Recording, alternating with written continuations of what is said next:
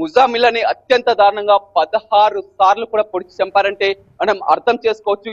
ఇది ఒక దోపిడి దొంగల పని అయి ఉంటుందా అంటే ఎగ్జాక్ట్ దోపిడి దొంగల పని అయి కాదు.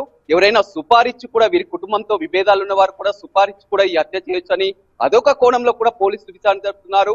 హసీనాకు ఇది 3వ పెళ్లి. ఆమె మొదటి భర్త తర్వాత కూడా రెండో పెళ్లి చేసుకుంది. రెండో పెళ్లి చేసుకున్న కొన్ని రోజులకే రెండో భర్తను వదిలేసి కూడా ఈ సుల్తాన్ అని 3వ పెళ్లి చేసుకుంది. ఈ 3వ పెళ్లి చేసుకోవడంతో కూడా పోలీసులకు అనుమానం వచ్చి మొదటి భర్తను అదేవిధంగా రెండో భర్తను ఇద్దరిని కూడా విచారణకు తీసుకోవడం జరిగింది.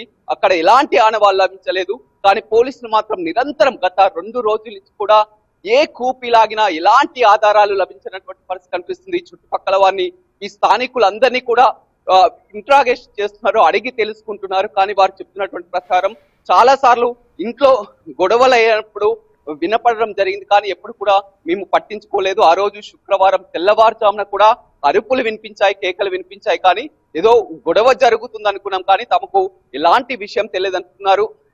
హసీనా ఈమె ప్రైవేట్ స్కూల్లో టీచర్ గా పనిచేస్తుంది. ఆ స్కూల్లో ఏదైనా రీజన్స్ ఉన్నాయని కానీ స్కూల్ యాజమాన్యాన్ని కూడా ప్రశ్నించినటువంటి పరిస్థితి. ఇదే విధంగా కొడుకు ఏసీ రిపేర్ గా పనిచేస్తున్నారు కాబట్టి అతన్ని ఓనర్ ని ఆ స్నేహితులని ప్రతి ఒక్కరిని విచారించారు. అదేవిధంగా ఆ టౌన్ లో ఉన్నటువంటి కమ్యూనిటీకి చెందినటువంటి మత పెద్దల్ని కూడా ఏమైనా గొడవలు ఉన్నాయి కానీ ప్రతి ఒక్కరిని అడిగి తెలుసుకున్నటువంటి పరిస్థితి కనిపిస్తుంది. వీరంతా చుట్టుపక్కల వారు ఇక్కడే ఉంటారు.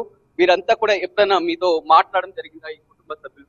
ఈ కుటుంబ సభ్యులు అంటే నేను పక్కనే ఇల్లు కాబట్టి సుల్తాన్ వీళ్ళు అతని బ్యాగులు దాంట్లో పనిచేస్తుంటాడు, ఈమె టీచర్ పనిచేస్తుంది కాబట్టి ఎప్పుడన్నా ఒక విషయంలో ఏదైనా విషయం ఉంటే మాట్లాడుతుంటాడు సుల్తాను. కానీ ఇలాంటి విషయంలో నాకు ఎప్పుడు ఇలాంటి షాక్ కలగలేదు. అంతకుముందు ఒకసారి దొంగతనం ఇంటైనప్పుడు కూడా నేను రెస్పాండ్ అయినాను, చూశాను. ఆ దొంగలు ఎవరు అన్నది ఇంకా దొరకలేదు.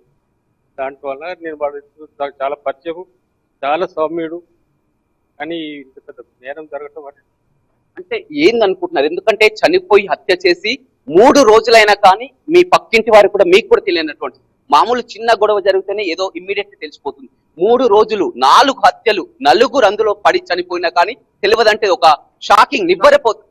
ఇది పెద్ద షాకింగ్. మేమే షాక్ అవుతున్నాం. ఎందుకంటే కొద్ది ఈ ఇల్లు అనేది కొద్ది ఎలోన్ గా ఉండటం, ఒంటరిగా ఉండటం ఒకటి, పక్క ఇల్లు ఇటు అటు ప్లాటు వెనుక ప్లాట్ ఒకటి ఉండటం, వెనుక ఒక ఇల్లు ఉన్నది. ఆ ఇంటికి బాగా ఈ ఇల్లు బాగా కంటికి కనపడుతుంది కాబట్టి ఆ ఇంటి వాళ్ళకి కొంచెం జాడ తెలియాలి, కానీ మరి ఎవరు నోరు ఇప్పట్లేదు.